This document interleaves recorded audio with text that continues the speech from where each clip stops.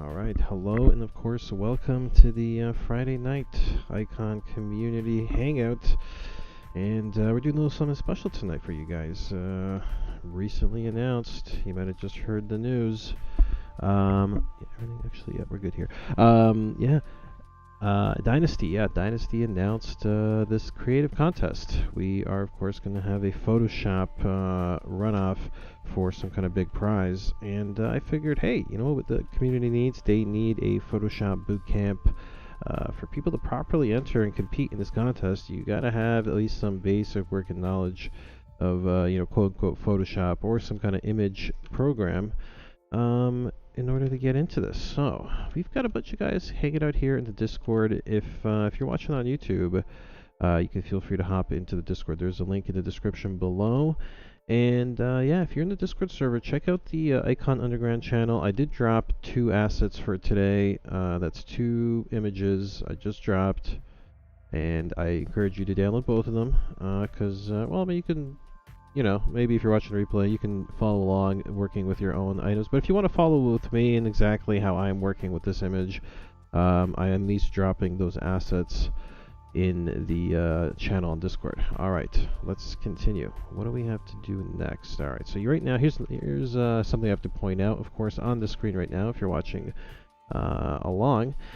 You can see I have, of course, the IncognitoNFT.com control panel open, and this is where you guys may already be familiar with. You download your 6K images, right? So here's what I recommend. What makes this a lot easier is having a transparent background, of course, so you don't have to actually cut the background out of the head. It saves you trouble for a project like the one we're about to get on, so I recommend you guys, when you are starting on your own chopping, you do download, as you see here, the settings before you, a PNG file with transparency on, and 1500 by 1500 should be more than enough. This photo we're working with right now is more higher resolution, so I'm going to start with a 1500, but really, probably for most Photoshops, you could probably just download the 500 by 500 image, and that's more than enough of a head to stitch on to most photos. I'm going to go with the 1500 for now, and we'll size it down in the program anyway. Alright, so now with that out of the way, here's what we're going to do. I'm going to go and get started. We're going to open up, let's see here. We're going to open up, of course, the base photo we're working with. So let me actually download that. This would be a good idea to actually get around to downloading this. Alright, image is in the bag, and let's go get it. Alright, so all I'm going to do is going to grab the photo from my downloads, and I'm going to drag and drop it into GIMP, or you can right click and then open with a GIMP on it as well. Let's see, I'm going to drag it onto the title bar, so hopefully it opens in its own project. Or not. Alright, let me see if I drop it on over here. Drops onto this file. It does. Alright, so let's just close all my projects here so I can just drag and drop and have it auto open a new project. So here is the base we're working with here. I think this is a snazzy one. I look forward to putting this icon head on it. So I'm going to go over to my other folder or my downloads I should say, and get that icon head I downloaded. And I'm going to also drag and drop that onto this project, and you can see it drops right in. Alright. First thing I need to acquaint everybody with, especially if you're completely new to this, there's a toolbar over here on the top left. Now, a lot of my toolbars and my panels are customized, so you guys might have to, especially if you're watching the replay, pause this and then go up here to where it says Windows, and it says dockable dialogues, and you can open up, if you have any missing panels, any missing control panels that you see me working with here, you'll be able to recover them or open them and bring them to the front by going to this Windows settings here and finding dock dialogues. Alright guys, but generally you should have some default array of controls.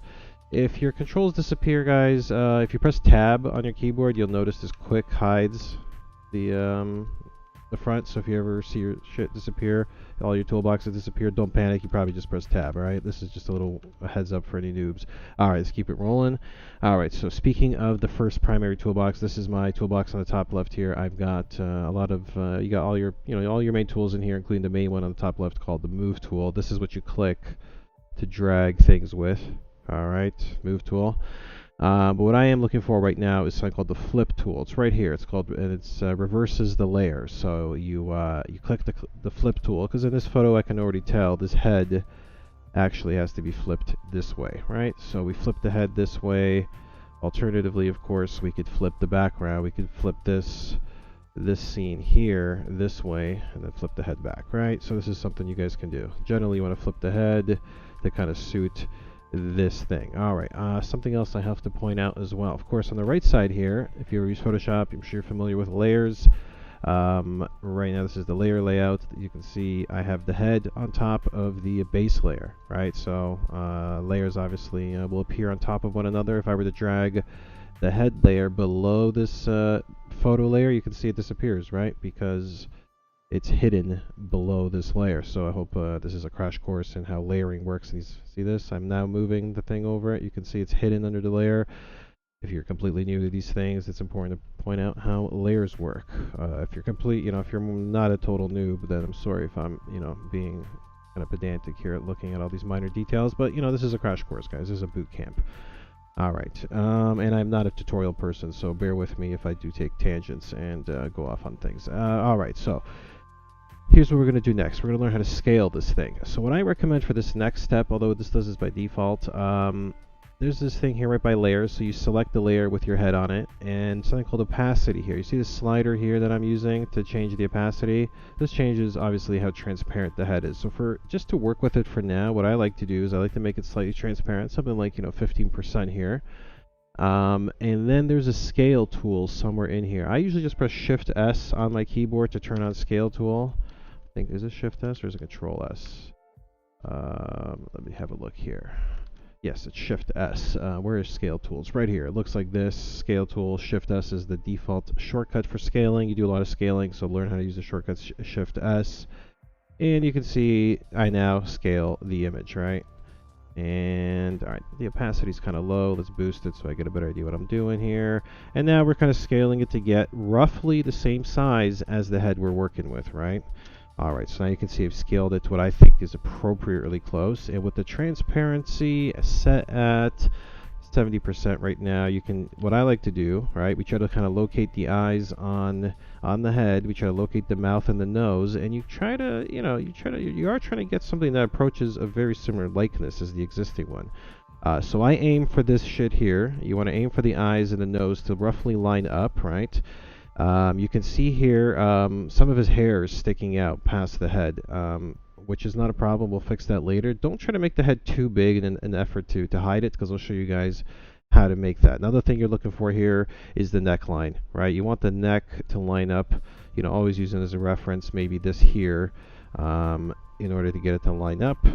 And the back of the neckline, you can see is a little big here, but we'll cut this down and make it all work. So right now, I'd say in terms of how I have it, I'm pretty happy with it right about here. All right, let's say we're going to leave it here, and then all right, so I've dragged it into its location. I should probably keep mentioning that. Obviously, I'm constantly shifting between move and say the Shift tool in the process of fitting it to his face, right?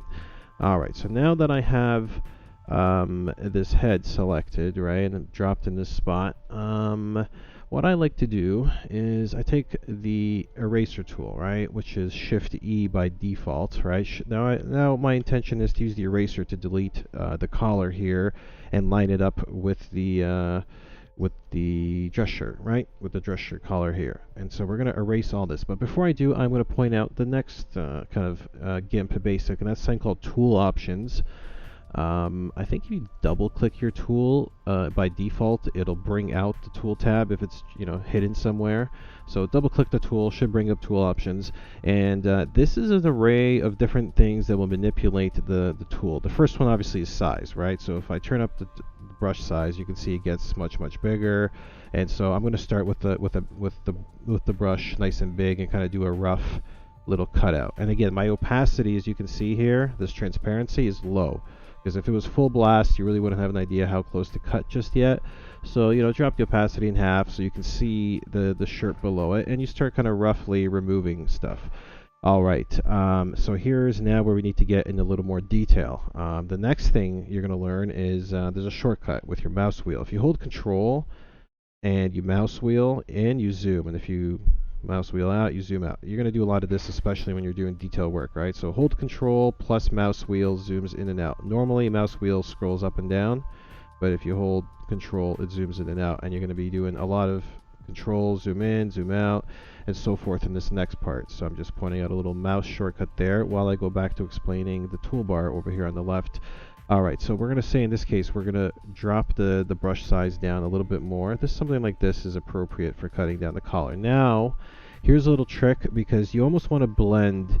You kind of want to be, there's a way to kind of make a nice, maybe smooth cut along this, right? You want to feather the edge where you're kind of erasing along this dark collar line here. And you can do that by, see this setting here called hardness. And guys, this is kind of where like the, where the nuance comes into GIMP. You'll take some time to kind of learn it, but you know, these settings like hardness and force determine like the pressure of the brush, and it lets you feather a little bit. So I like to use something like, say 90 hardness and 80 force for this next pass that I'm about to do. That'll do the neck. Alright guys, so I'll show you very briefly how I'm doing this, right? So with this kind of setting on hardness, what it means is that the center of the brush is going to cut very aggressively, but the outside, if I turn the opacity up for a second, you'll see what I mean, right? With the hardness set to 90, the outer edge kind of feathers. It doesn't cut super aggressively. The center cuts super hard. The tip, the edge of the brush doesn't.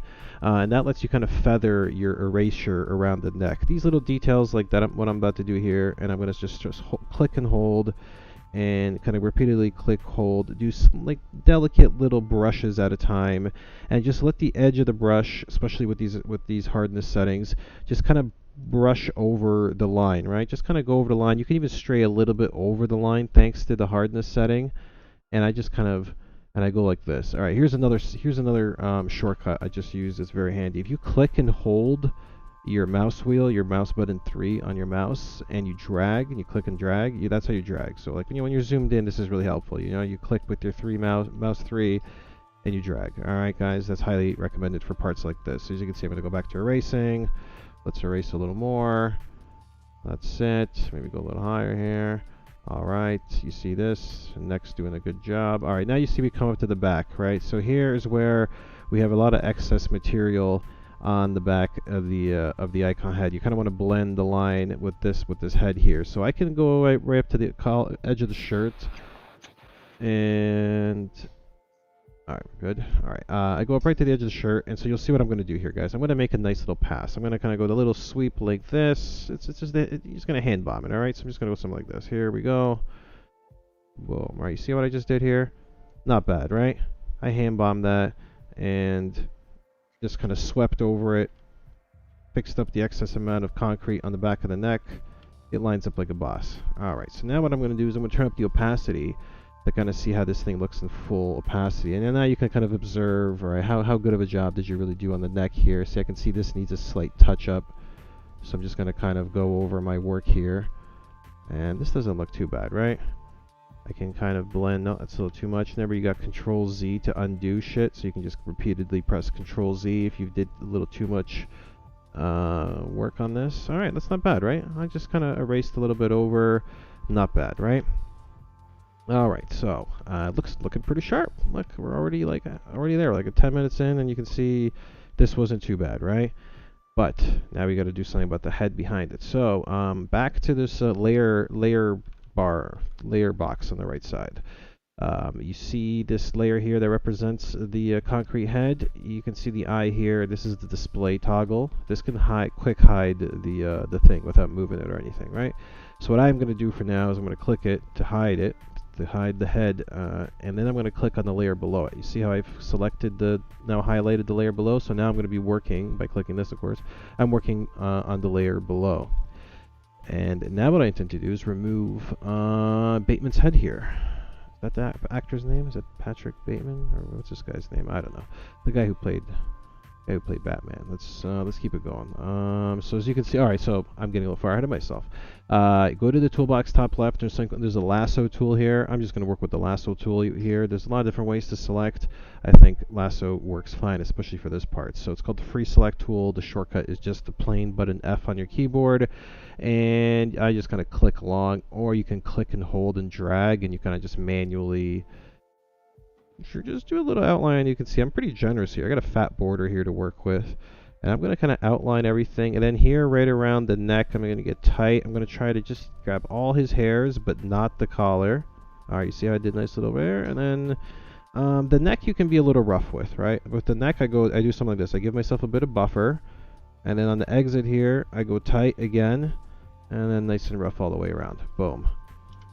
And then it's selected. If you can't close your selection, just press enter on your keyboard. It'll automatically snap the selection closed. So now you can see my selection is kind of it's active. You can see the selection here. I have this layer here selected, right? So the selection applies to the layer that you're working with here on this panel here.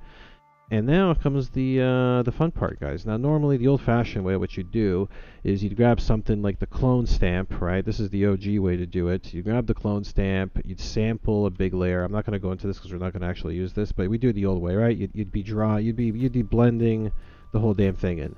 No, we're not going to do that because we have something called that Resynthetsizer that I hooked you guys up with in the download there, right? So what you do is you go to filter if you've installed Resynthetsizer, all right? If you haven't. You may want to get on that because I'll show you what magic this thing works. Alright, so with it installed, you go to filters, you go to enhance, and at the bottom there's something called heal selection, right? This is like 4 up. You guys see this heal selection? This is what you're going to find under your enhance sub-filters here. If you've installed the plugin. If you haven't, it's not going to appear there. Now check it out. It's titled Python Foo Heal Selection. This is things works wonders. Default settings, don't have to change anything. All you got to do is press OK. It's that easy, guys. Watch it do its magic. Boom.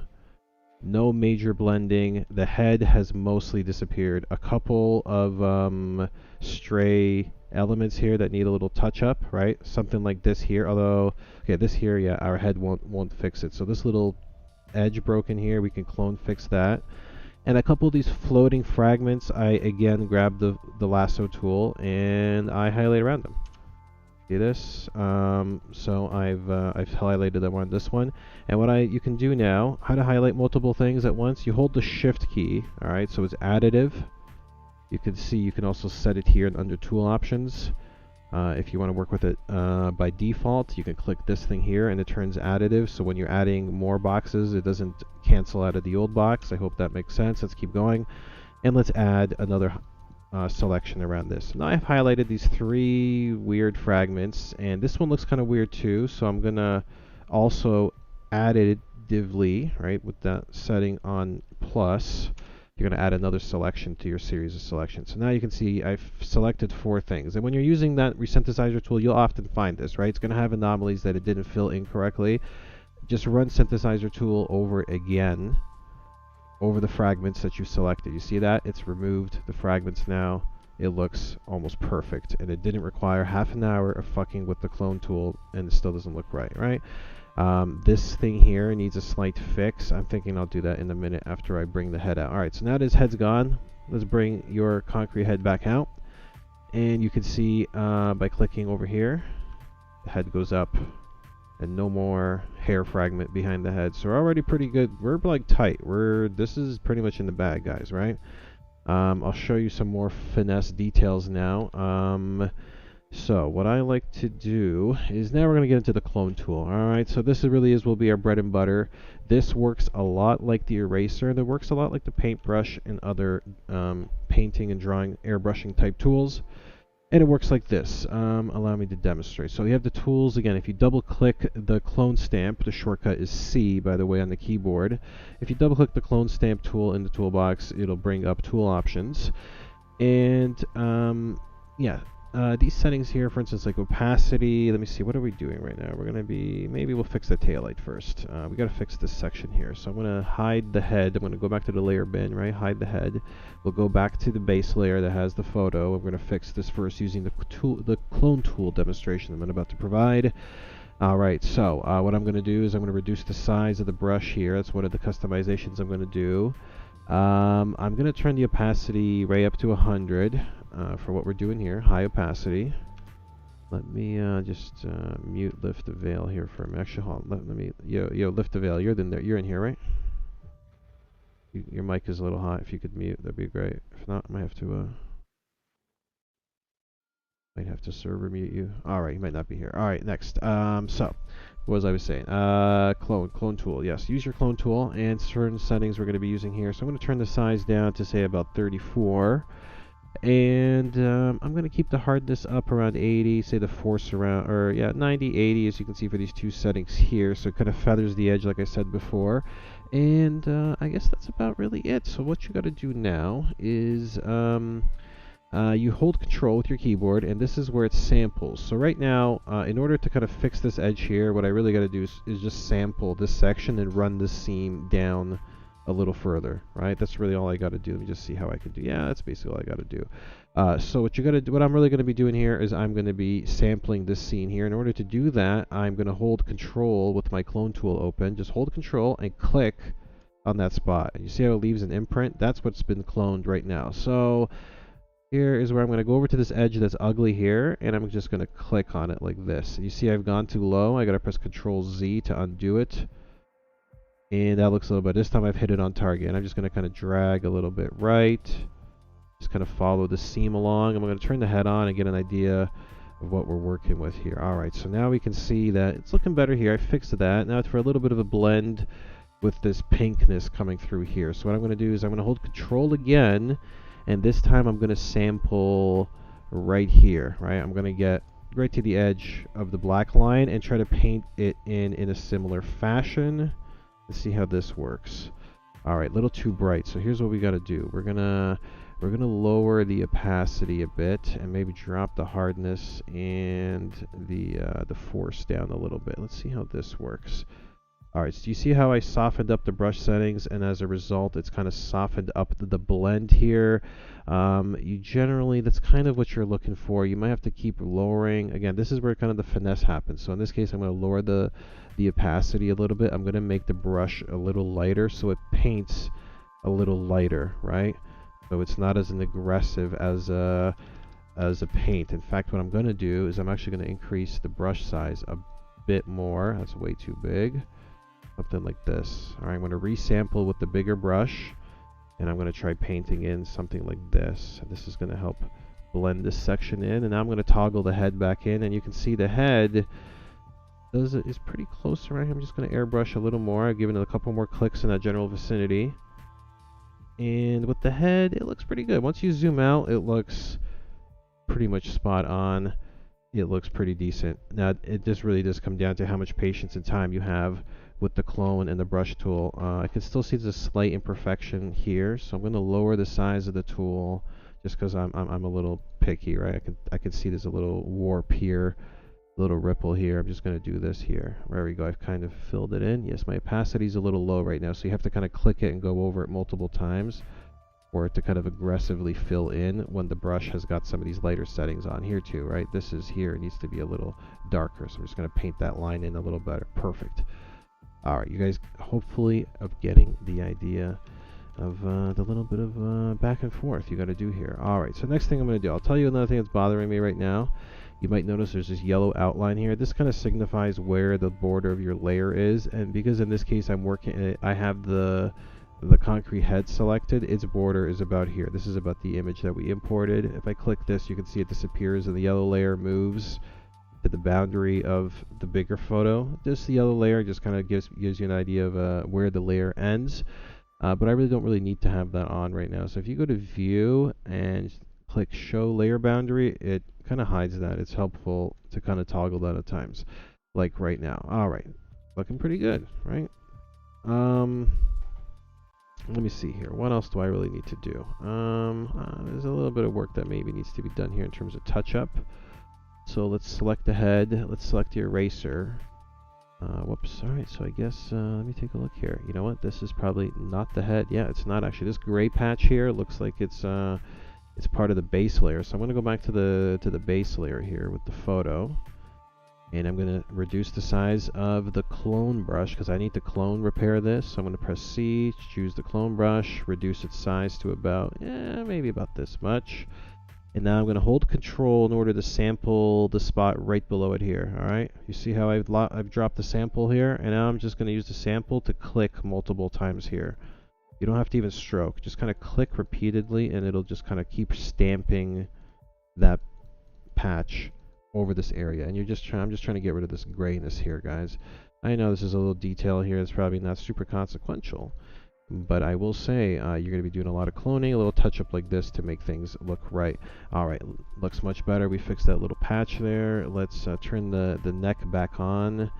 And all right, this isn't too bad. So here's where I'll tell you what else we need. We're going to try, there's something here, paintbrush tool. Default shortcut is P. So if you press P, pull up the shortcut P tool, double click it if you need to bring up tool options. And what I'm going to do is I'm going to up opacity to say about 50%. The size can go down because I want this almost pencil thin. I want to paint, let's say 4. Put the size to 4. Drop the hardness down a bit. Make the hardness something like this, 40, 30. For these two bottom settings here, and this is the paintbrush, so it uses your color that you have selected, right? This is painting with paint, so you can see your color selector is right here at the bottom of the toolbox. The default settings are black and white. I currently have black as my primary paint color, and all right, so what that means is that when I paint with this tool, it's going to drop a black I don't know, we're airbrushing? Yes, black airbrush, I guess, is what we're painting on. As you can see, because my opacity and my hardness and my force is so low, it really doesn't drop a lot of black at a time, which is fine, because you're just kind of gently trying to airbrush. I'm going to up the opacity a bit more, though. I need to draw in a little more aggressively. And what else I need to do? Let me see here. How much is this? Is the concrete? Yes, there is a bit of concrete here. I'm going to go up here to the concrete layer, all right? And I'm going to grab the eraser with a small brush size, and I'm going to he needs a little shave right here. You guys see how I'm trying to fix this edge a little bit? And I'm just going to with lighter kind of settings, just kind of brush out a little bit of this neck. Perfect. Perfect. Maybe brush a little bit this out. A little too much, so I'm going to go Control Z. All right, perfect. I just fixed this edge, guys. Looking good. Little black line here that I might go back to the paint tool with. Going to press paint. I have the black color selected with these light options, and I'm just going to paint a little more blackness into this collar line here, right? So it looks nice. Boom. So now when you zoom out, there's this little ugly patch right here. Isn't as noticeable. All right. Beautiful. Now here's another thing you can do. This job I extended to here. I've made it a little too thick, but we'll leave it for now. I'm going to reduce the hardness a bit and the force and bring the size down even a little more to 3 pixels. And what you can do is you can go back to your concrete layer here, your head layer here, and you can now paint a little bit of a shadow, right? So I'm using the paintbrush tool with a little bit of a black. And if you just kind of, so right now I have it set very delicately, so I guess I can turn it up a little bit more. Let's turn the hardness and the force up a bit more to kind of demonstrate. But generally, if you have the lighter settings, go slower. So yeah, I'm kind of painting a delicate line here, guys. By maybe dropping a shadow. This isn't always necessary, but by using the airbrush tool to kind of just drop a little bit of a black outline, it helps blend the neckline job. All right, do you see how I've done that? And then when you zoom out, this little bit of shadow you might have added here looks good. Now this one's a little crude because I'm just trying to show you how quickly I'm doing this. So maybe from a few feet when you zoom out, it's perfect. But if you want to be like kind of nuanced about it, you got to drop your opacity a bit. You got to be slow about it. You got to drop the hardness and the force and kind of really like delicately brush this thing on. You know, you might want to make several sweeps and have like as delicate of a setting. You might want to experiment with having like say a bigger brush. Not that big, you know, much bigger brush like this, but use really, really light hardness and force settings, right? And then you're able to kind of draw this really nice graded line across it. All right, guys, this is just giving you ideas. This is more nuanced. I would not expect everybody to try blurring this line. Here's another thing. So you can still see that there's a lot of ugly, almost pixelation along this color line. And really, you know, I am spending a lot of time on this merely because, you know, this is where the detail, this is where the magic really happens. There's another tool I'm going to introduce you for this tutorial. It's called the smudge tool. The shortcut is S on the keyboard. And same deal, you go to tool options and you can see it has similar settings as the brushes we're all using, just like the eraser, just like everything else. So I'm going to use like mild settings, something like this here with a smaller brush size, something like this. And smudge is pretty nice for smudging out this section here, right? So as you can see, I'm going to take the concrete, and there's just like there's a nice way to sometimes run the smudge tool along it in order to blur it, all right?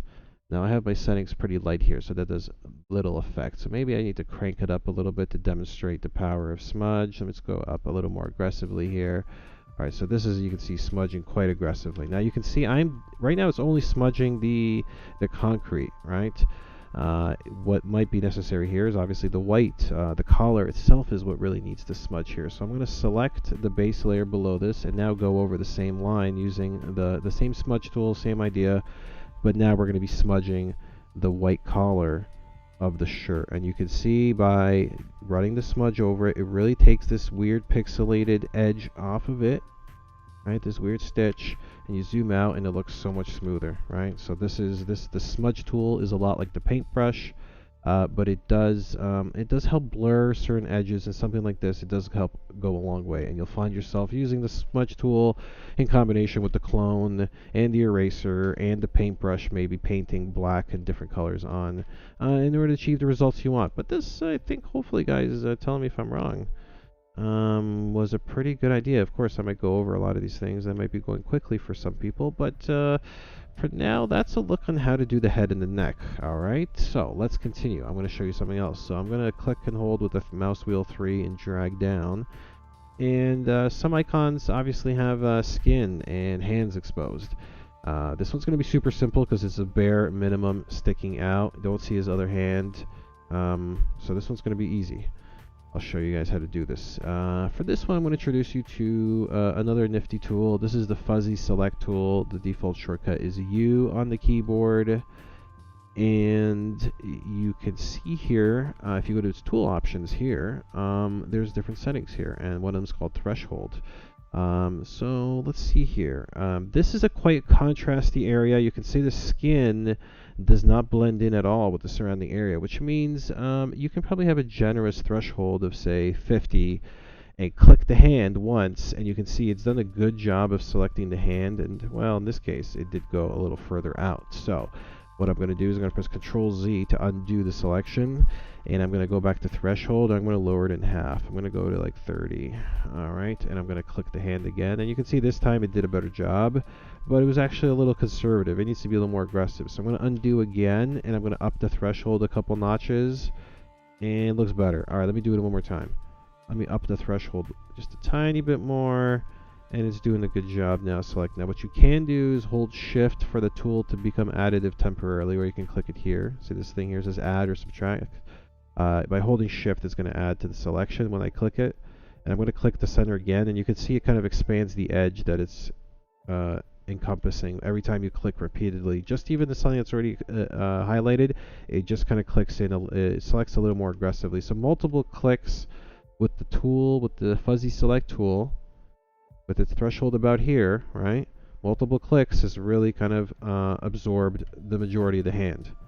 Now, he's wearing the watch here. You can see the watch. This often happens with hands when you're photoshopping. The watches get caught up. So in this case, we're going to show you guys how to do that too. Go to the lasso tool, the free select tool called with shortcut F. All right, so what I will do something like this. I'll go over here, and now we need to subtract. You can see that currently the selection contains a bit of the watch and this little bit here. So instead of adding, we have to actually subtract. So you either hold Control, you can see here the tool will flip to a minus sign, or if you go to your tool options here, you can click this, subtract, so it stays on, and now you just click. Or I hold Control and click, of course. And I'm going to deselect the watch, including this dark fragment here. I'm going to go around it kind of like this, right? And by clicking all this and putting it inside a lasso, hitting enter, you can see it's that whole section I highlighted just deselected from the remainder. All right. So that's a little deselect tutorial. Now I have the hand highlighted. Beautiful. It's a pink human hand. We got to color it up, right? So this guy's concrete, and I'll show you guys a little trick. This is going to be relatively easy on this case because it's such a small bit of skin. Let's have a look here. You're going to go to colors, all right, guys? There's a title bar here. Go to colors, and there's something called hue and saturation. I'm going to click that. All right, so in order to simulate concrete, this can simulate many different things. You got 3 sliders to work with. You got to make sure your preview selector is enabled so you can actually see what you're doing. All right, so preview selected. You got 3 sliders here. The first one changes the color tone. All right, so for instance, if I was working with a bronze or gold character, I'd be going close. I'd be scrolling with this slider till it turned yellow or orangey, like this here, and that would be your rough color for simulating bronze or gold, for instance. If you're maybe doing glass, you'd be flipping this to more of a blue shade, and so forth. All right, but in this case, we are doing concrete. So really, you're going to go maybe to the blue shade. You'll bottom this color code out, but you're not really using any color because you're going to go immediately to the saturation. Now, saturation is like how much color is obviously saturated into it. If I crank this, he turns super blue. But in this case, he's a gray concrete character, so he really doesn't need any blue whatsoever. As you can see, with saturation now dropping to about -50, he's looking gray. This skin looks officially gray. It's almost perfect right here. I'm just going to leave it set like this. Now, lightness determines the brightness, right? Make it super high, he turns white. Make it, he turns this, go black. All right, so he really just needs a little bit removed in terms of brightness. What I do is I zoom out a little bit, especially if his hand is far separated from the face, to get an idea of how dark you want to make it. And see this selection, the stupid selection is kind of annoying. This floating selection really makes it difficult to sometimes distracting, right? Especially when you're trying to judge the blend. So what you can do is you can go to View, and then go to Show Selection. So the shortcut is Control-T, and it hides it. It's still selected, but it hides the stupid highlights, so you're not you're not looking at that. So now with the selection hidden, and I still have my tool open here, you can see I'm going to do like some last second kind of adjustments. Add a little saturation to it. Remove the lightness. Let me see here. Yes. Right. How dark do I need to make it? Too dark.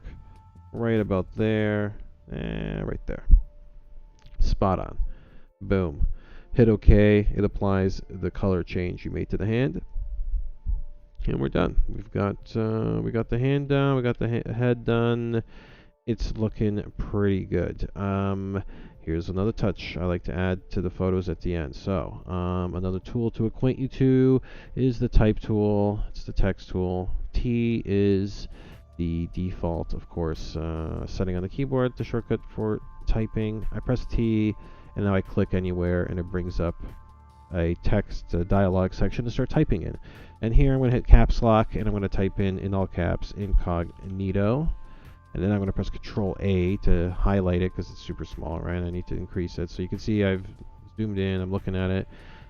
Control-A, all the type is selected. And then I go to my size settings here, and I need to up the size big time of this. Say 200. Is 200. You can go over here, for instance, and just type in 200. Nope, 200, not enough. We gotta go bigger. We gotta go 300. Yeah, even bigger. But you know what else I gotta do? I gotta select a different font. I use a particular font for this thing, and the font is called, I think Microsoft Himalaya. I use Microsoft Himalaya, right? That's the name of the font I'm using here. I'm going to click here. You see here again. This is your little pop-out box with your immediate text altering tools. And I went to it obviously to just change the font. And maybe I should have clarified this before I started making those tweaks. But whatever. Let's keep it going.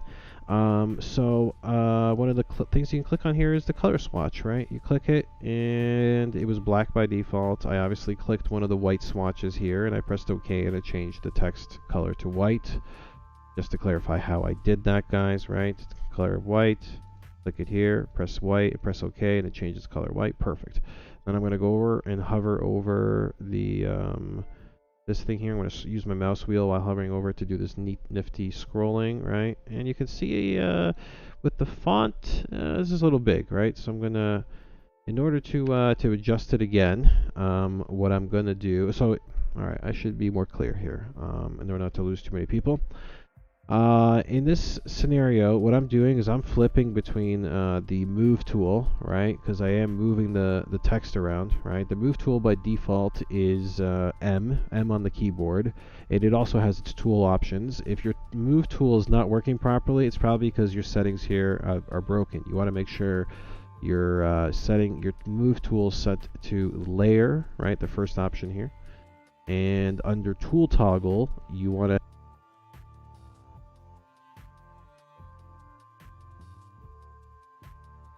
excuse me, my mic turned off. Oh, my headset's dying. You want to have this set to move the active layer. All right. This will allow you to move the layer. So what I've done here is I've toggled the move tool after adjusting the text, and I'm moving it to position, and I find that, you know what? It's a little big. I need to drop this a few pixels in size. So what I will do, an easy way to start editing your text layer again, your layers are here. You can see how I've, by having clicked and started typing, it dropped a new layer on the right side of the layer bar. One of them is a text layer. It looks like this. You can see it's titled with what I've typed in. And it's sitting perfectly actually behind the head, right? Because you could have the text layer on the very top, and you can see it be covering the head. And as you guys know, I like to have the incognito below the head, but above the base layer. So I put it perfectly here in between these two layers, right? 3 layers total, text goes in the middle. But in this case, the text layer I made too big. So here is a trick to, this is how you go in to edit it. Again, you see the layer on the right side here, you double click the layer and immediately brings up the layer editor, or the text editor, I should say. Alright, so if you're ever stumbling, another way to do it, of course, is to open you grab your text tool again. You press T on your keyboard and you click on the text layer, starts editing it. But another way is to just double click the layer on the right side and it starts editing. Alright, so here's what I'm going to do now. I'm going to press Control A to select all the text I have here, and I'm going to drop it a few. It's currently at 400. I'm going to drop it to 390. And in fact, actually, what I'm going to do, there's another thing I like to do. See this thing here? This changes how tightly the text is spaced together. And in this case, I'm going to set this to -8. It's going to cluster the text a little tighter. And then I'm going to increase the size because it's now spaced out a little better. I'm going to turn it up to, like, say, around here, 412. All right, perfect. Now I'm going to go back to the toolbox and grab the Move tool. All right, so it stops editing the text and it gives you the Move tool. And now I'm going to click and move the text layer into a kind of a centralized position here. All right, looks about right here. Now, with your Move tool selected and this layer being active right now, you can also finesse it using your keyboard arrows. So if you grab your keyboard, you go to the arrows, you can see that if I click to the right, it drags it a pixel to the right. You click to the left, it moves a pixel to the left. Sometimes the finesse, if you want to do it with your keyboard and not with your mouse, by having your Move tool selected with, from your toolbox and the layer active, just using your arrow keys will manipulate the layer, move it around. All right, perfect, spot on. Looks like $1 million. You guys gotta admit, this looks fucking gangster. Let's have a look. Another touch we have to do. The icon text I find when it's like perfectly white like this is a little too strong. So if you like it, that's cool. Here's a trick. You can either drop the opacity of the icon layer. Right, so you can drop it to something like this so it kind of blends in with the background a little bit. It's not as aggressive. Alternatively, I like to leave my opacity actually at 100. And if you move up here, again, this is the layer toolbox here. This is where all your layer action happens on the top right here. With my text layer selected, right, this black highlight over this indicates that it's selected as the layer. You see where it says mode here? You can open the modes and you can select different modes. Some of these are going to have notable effects. This one you can see did this weird transparency effect. So what you can do is hover, once you've kind of selected the mode, you can hover over this and use your mouse wheel to just scroll. You don't have to click it, just scroll with your mouse wheel over the setting and you can see it'll scroll through all the different modes. And eventually, if you just keep scrolling one at a time, you will land on a mode that looks pretty sharp. For instance, I use this one a lot. It's overlay, and the one next to it called soft light. This is usually like a nice blend. This one's a little more aggressive. This one's a little softer. And yeah, this is usually a nice effect. I use one of these other modes, and there's lots of other modes, guys. I highly encourage you, especially if you're playing with different layers, you're layering things on top of each other. By going over to this mode adjustment drop-down dialog here, layered things can have cool effects by adjusting the mode. But in this case, guys, I'm going to be working with this one. Yeah, this one. This one looks all right. Let's see here. I'm going to hide the text layer for a second though, because I want to take a look here. I have this distracting section part of the Lambo here. This really bright panel here is kind of distracting. There's not much I can do, but there's I could paint it in. I could darken it up, I guess. Let me just very briefly for my own curiosity. Let's see what happens if I choose the black airbrush and I just kind of. Actually, hold on. Before I start painting, you got to make sure you select the right layer. I got to paint the Lambo, the Aventador in this photo, and that means I got to select the base layer. And now, with my airbrush tool, some delicate settings, I'm going to paint some black. Oh wait, I know what I have to do.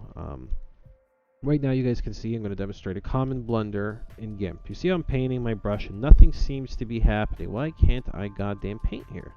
I'll tell you why. You remember earlier, we highlighted this, and then we hid our selection. We got to go to View and Show Selection. And what do you know? I have this selected. I can't paint here because the only thing I can paint over is what's selected. So what I have to do is deselect this in order to paint here. All right, if anybody wants to know, this is a little blunder that I've clearly made here. So in order to do that, all you got to do is go to Select at the top, where it says Select, and select None. Shortcuts Shift Control A. All right, no, nothing selected. Perfect. Now this tool is going to start working in this corner, and boom. You see how my airbrush just dropped a black line on there? That's good. All right, I'm going to put the incognito text on, and I'll show you what that kind of accomplished. You see I kind of made it a little darker there. It kind of helps with the blending of the text in this spot, right? This looks kind of weird over here. Now I did kind of an ugly job of it, so I got to make another pass. I got to drop the opacity quite a bit more, and I got to go a little slower on this. You got to take your time blending it. I think I only have to go to this length here, right? Something like this. So I go over it multiple times. It leaves a little shadow at the end. You can kind of blend it. Really, I got to go back a few more. I'm going to press Control Z a bunch of times, and I'm going to make the stroke more like this. I'm going to stroke past it. See this? I'm starting before it, and I'm stroking past. And that's helping blend it a little better. Don't tell me I selected. Yes, I did. Alright, let's try this again. So I'm just going to stroke like this, like that, get here, and there. I know this is a minor detail, guys, but hey, it gives me a chance to demonstrate airbrushing, right? So I've kind of using the black with the delicate tool settings here. I've kind of airbrushed this panel a little darker. It might look goofy, but once you zoom out, you know, you go over here, you get an idea. Did I just make this better? Did I make this worse? I don't know. Now it's a little more distracting, to be honest. I'm just going to press Control Z a bunch of times, and I'm just going to ignore this minor visual hiccup that was driving me crazy for a bit. All right, let's enable the text and audit our work. Whoops. Audit our work. I'm going to press Select and None, and you guys got to admit, we've got a pretty slick job here. So now I'm going to export this. Now I'm going to show you guys how to send your picture out the door for posting on Discord and so forth. So here's what we're going to do. Yeah, you could overwrite. So you go to File, of course. You go to File. This is where your export options are. Now, first off, maybe I should show you guys how to save the project. You know, there's something called Save As here, right? Now this isn't the photo. Some people might go straight to Save As and wonder why it's not working and save the photo, because what Save As obviously saves is the project file itself. And so what I'm gonna do is actually, you know what? I'm gonna go here, and yes, I'm obviously gonna pick the directory where I'm saving my photo to, Or actually, my bad. I'm saving actually the project file. So in this case, yes, this is the project file. So this is the file that would open up in GIMP. So in this case, I'm just going to title this the Dark Knight, magician. And so this is how you save your file, right? And your file will contain basically this. Your multiple layers, so it's not just a basic photo. It'll have your layers, so if you do ever want to close this and come back to it, make some more adjustments later, or hell, in this case, say I want to put another head on it later, you don't want to get rid of the project file. You might want to revisit this project, delete, say, or hide your head layer, and drag another concrete head in here for later, right? To do another job of the same photo, right? That's a good idea why you might want to save the project file even after you're done this particular Photoshop. All right, what else do I want to do? Show you guys how to export the JPEG or the PNG. So what you do, you go to File once again, and it's right here, Export As. Shift Control E is the shortcut. And here I'm gonna name. So this is how you set extensions. People always wonder how the hell do you configure how do you decide what you import? Well, you just type it in, really. So in this case, I'm gonna call this again, Dark Knight Magician, right? Dot. If you want to save a JPEG, you literally just type JPG as the file. If you want to save as a PNG, you type .png. That's how people sometimes are confused. How the hell do you determine what the extension? You type it in the export image title bar right here. Easy breezy. So in this case, I'm going to go with PNG, and I'm going to press export, and it's going to give you a bunch of options. Really, you can use default settings. Might not be default. I basically, I don't know. I don't even know if you need to use any of these settings. I definitely don't like exporting EXIF data on these things. So you really don't need any of these things, I think. And I save a blank settings as defaults. And then you press export, and then it renders your image, and it's done and deposited in my my Photoshop icon folder. I'm going to go over there now and drag it into the Discord,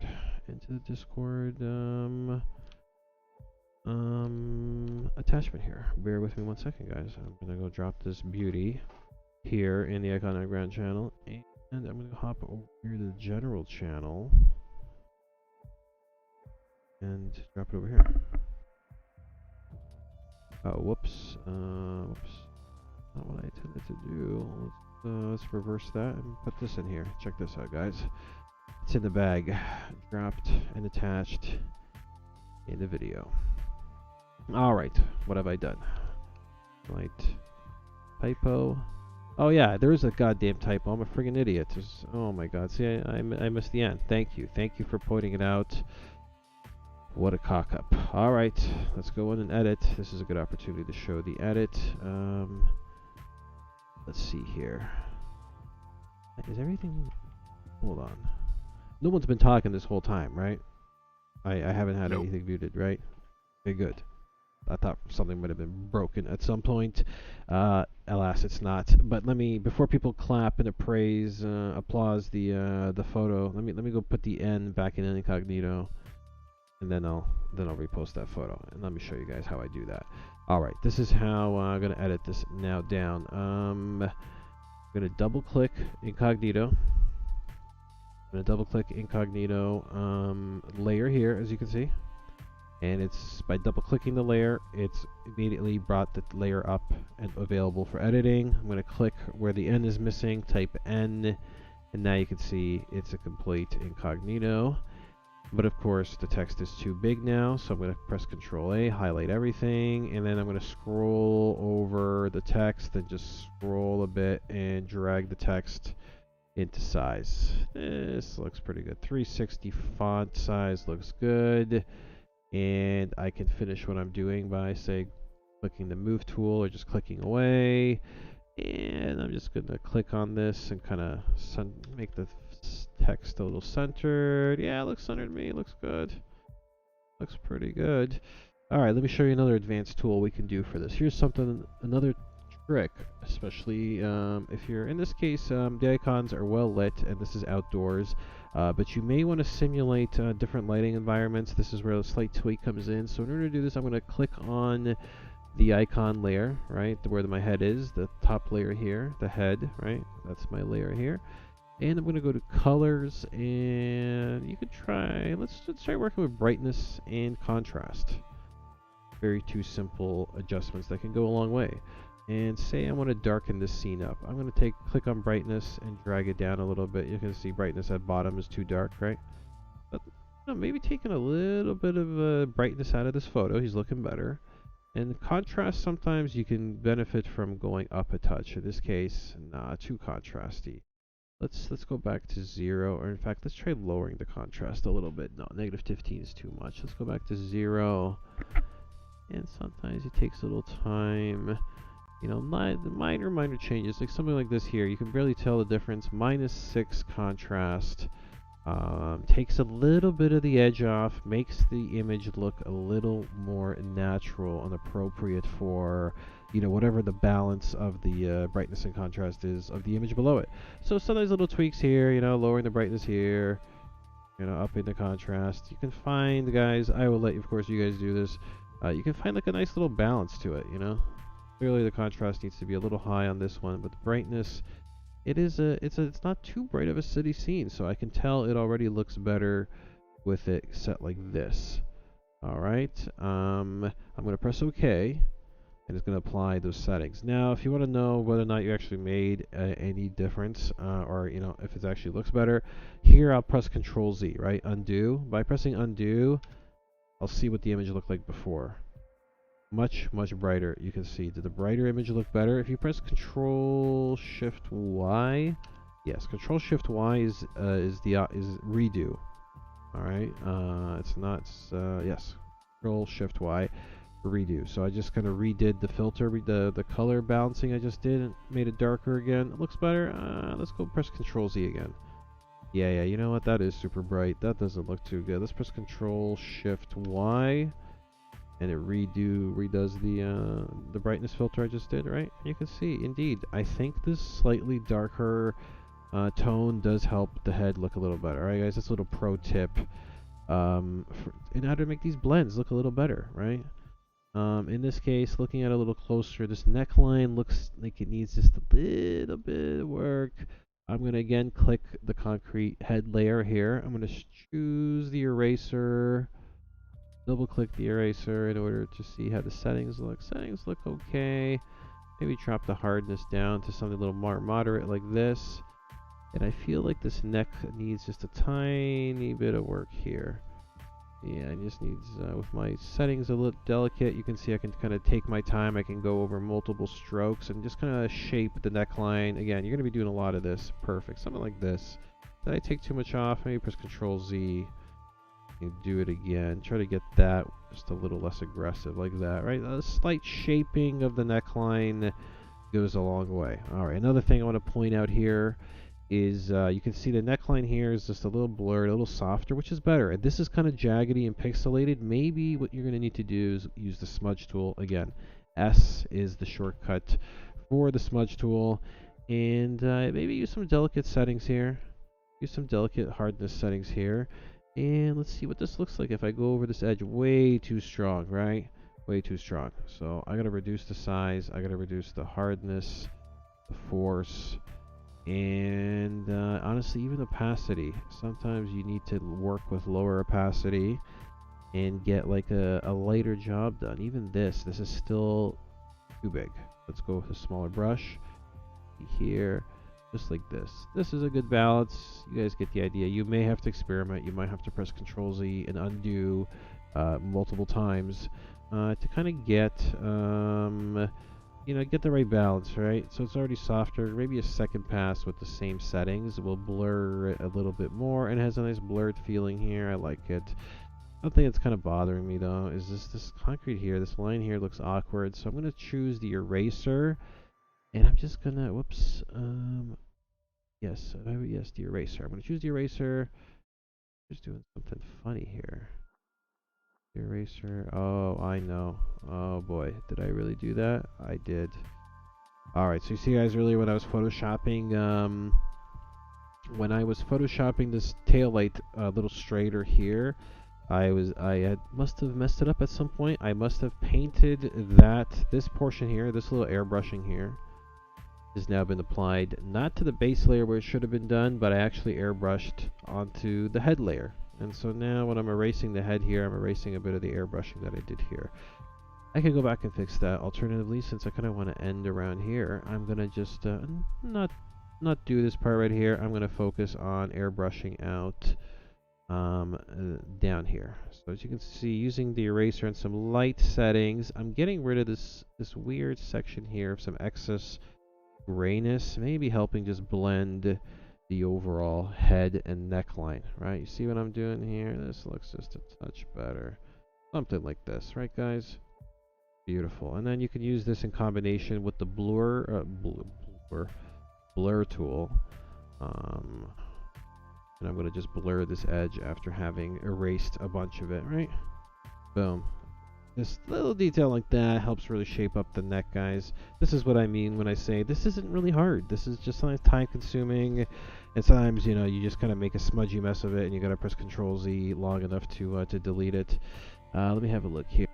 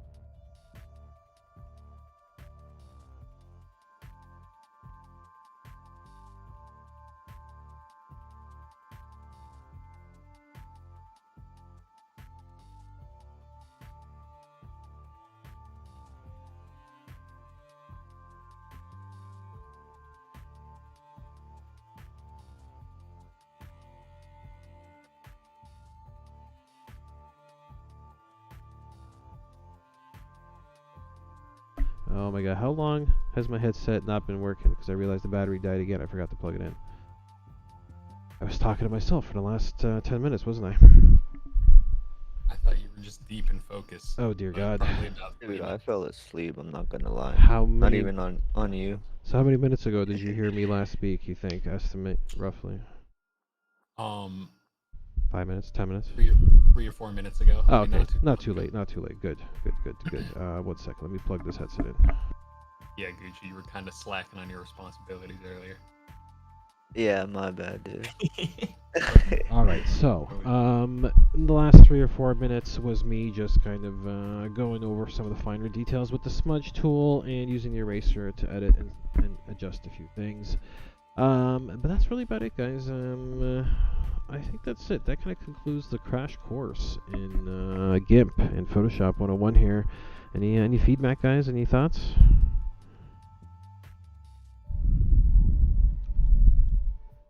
Huge help, definitely. I'm definitely gonna be reviewing the replay the video a few times just to master this a little bit. Definitely. I don't know how familiar you guys are with GIMP. Maybe I went really quickly. I figured people had like some Photoshop experience, so they have the hang of scrolling and holding Control and Shift and the different tools, right? I think these are kind of like Photoshop fundamentals, but if they're not, hopefully I did it justice, guys. With that said, let's go to File and Export. And as you can see here, now that the last export was to this file here, I don't really need to make another one. I actually just got to overwrite the old one because the old one's got the typoed font. So I'm not going to go to Export As and make a completely new file, type in another, magician_1. I'm just going to export it to the exact same file. Same directory. You could do it nice and quick by just pressing File and Export to. Control-E is the shortcut. It'll export to the last file you just sent it to. And trust me, you're going to do this, because as soon as you export and post it, you're going to be like, oh crap, there's a little detail here. I screwed up now that I'm looking at it. Alright, delete the post, go back in, make the adjustment, then export it again. That's why it's very handy. What else do I have? Is that really it? Now, okay, big 1 hour, nice. Okay, very good, very good. 1 hour, that's perfect. I think it's a good 1 hour long tutorial. I don't blame homie, well, at least one homie, for falling asleep. It is kind of late, and this did drag on a little bit, but there you have it. I think I'm going to do another tutorial later where we are going to cover some more things. I'm going to show you guys how I do hands and the body in more detail, because in some photos there's a lot more skin, so to speak. I'm going to show you guys how to color in arms and stuff like that. This one was super easy because really we just tweak the color of the hand using the the color settings here. We went to color. After selecting it with the selection tools, we really went to hue and saturation, right guys, and just took all the color out of it and darkened it up a bit. That works good, but other times you actually do have to airbrush texture or gray onto arms. It's not enough that you just change the color of an arm to gray. You actually have to you got to paint on the glossy bronze surface, or you have to airbrush on the Android texture onto somebody's arm. I'll show you guys, I guess, in another tutorial later. But for now, this kind of shows you guys how to do this with GIMP, demonstrate some ideas on how layers work, I guess. Your toolbox, of course. If any of these, if anything, like for instance, your layers are missing, of course, maybe it's one of the first things I should point out. Layers are missing. If you go to Windows, right? If you go to Windows up here on the title bar and you go to Dialogues, Dockable Dialogues, Layers is actually one of the first ones. The shortcut's Control L to bring up the layers, right? And if any of your dialogues go missing, like tool options and so forth, remember all your toolboxes can be opened by going in here to the Windows section. Alright, how much more to add to that? Got a quality chop in the bag. And yeah, hopefully everybody who watches the replay, all our YouTube homies, if you're watching this, you made it this far, you know what you gotta do, right? Gotta hit that like button, make sure you subscribe, and hell, leave a comment, let us know. And if you got any questions, if you want like a little more feedback, or I didn't cover something, you want some more clarity, you know what to do. Hit me up in the Discord, right, guys? I am in there. I guess it's time to nail the stream down. I'm done. I'm gonna hit the outro. Shout out to everybody in the Discord. Shout out to everybody watching once again. I'm gonna go eat something. I'm gonna go chill. And yeah, man, thanks so much for running the tutorial. Super useful. Yep, my pleasure. Again, I'll probably be back tomorrow night at this rate. Seems like we need more details. I'm gonna come back tomorrow night, and like I said, we'll cover some more advanced stuff to build on this tutorial. But in the meantime, consult that replay. Mess with that. All right, peace out, guys. And at least to the YouTube audience, here we go. Outro time.